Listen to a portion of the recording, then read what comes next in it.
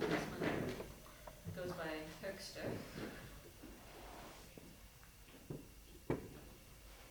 Second movement. Oh, second movement. I thought, yeah, I'm sorry, so I know, so you have the first movement is the opposite, the second is. Oh, I'm sorry, there's recitative in there, Yes. yeah.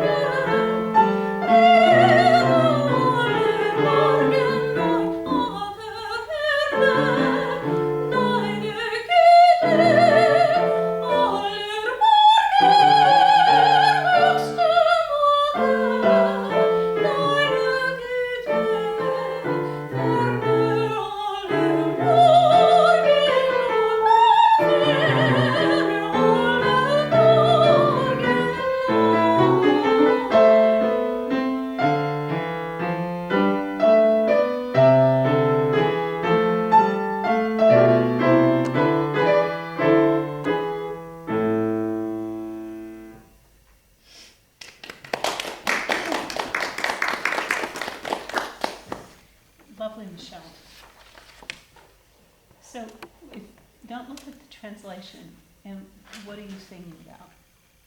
I am singing Don't look at the about, translation. okay. I am singing about how we are all God's children and how we should be singing and living in kind of a tribute back to Him in the way that we live. Okay.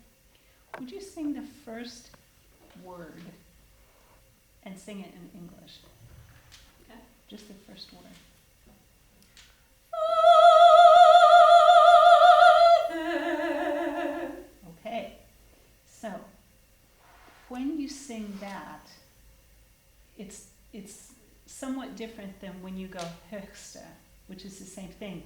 But there's something about singing something in English where you really understand it, and there's no barrier to you don't have to unpeel it and figure out what you're doing.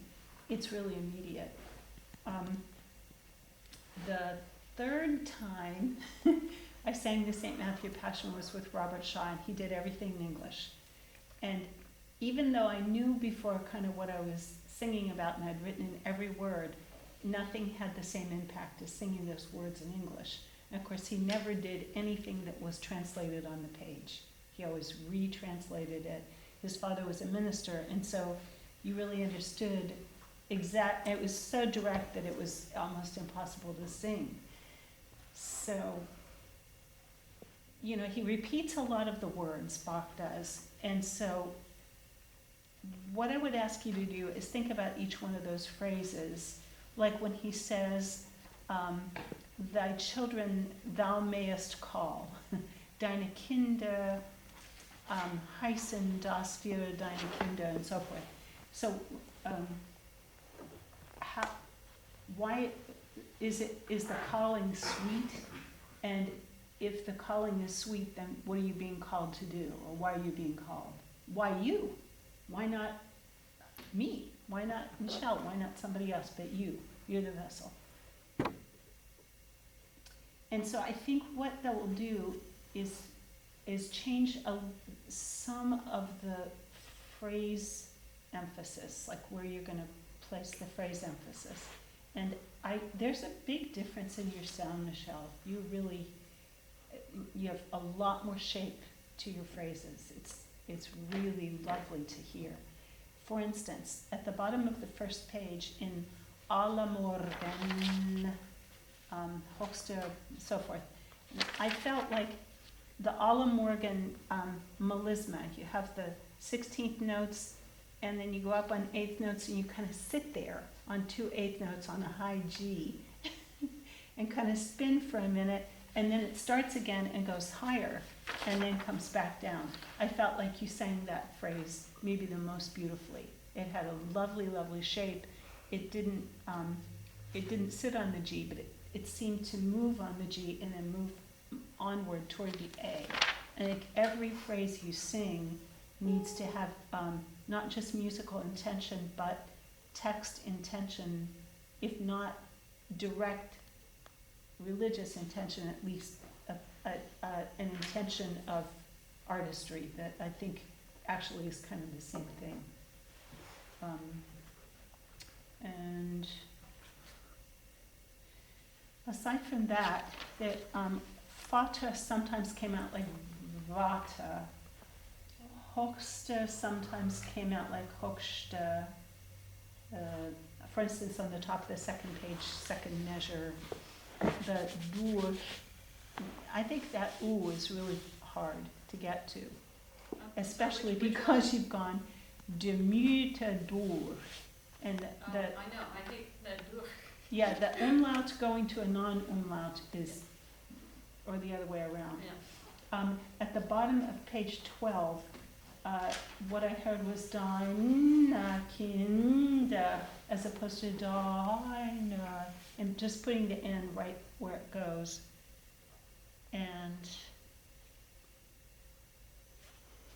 I think that was it, just having, you're very smart and you sing so beautifully, having a deeper connection to why Bach would have written the lines he did over the words that he did, and kind of bringing it into your heart a little more. Michelle? Yeah, I was gonna say much along the same lines.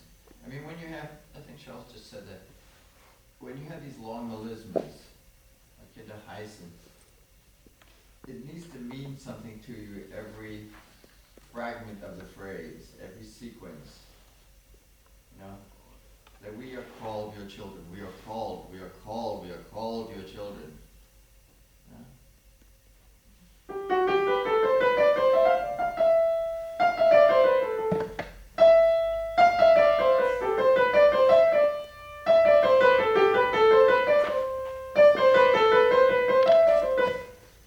Right, have you broken it up into sequences that way? You Yeah. probably have.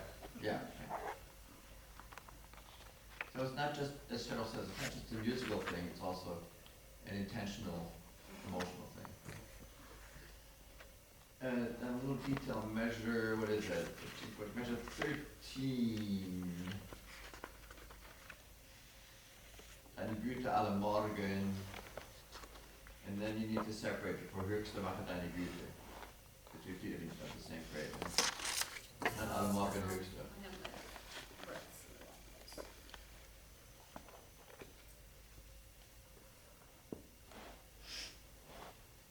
Because that's a phrase we throw back and forth, you and I think.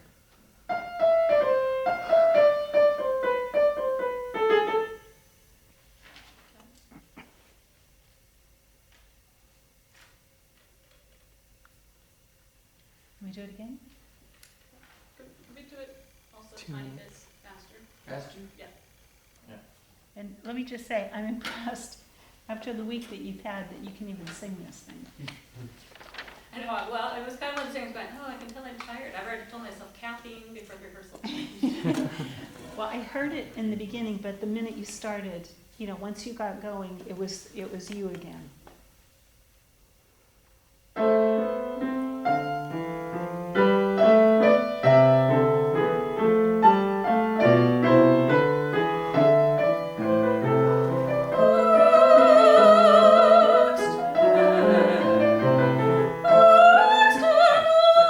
Sorry. So, that very first note, what is it, 2 beats plus of it, can you put an inflection in there someplace? Extra. You're addressing him, Yep. or you're calling him, right?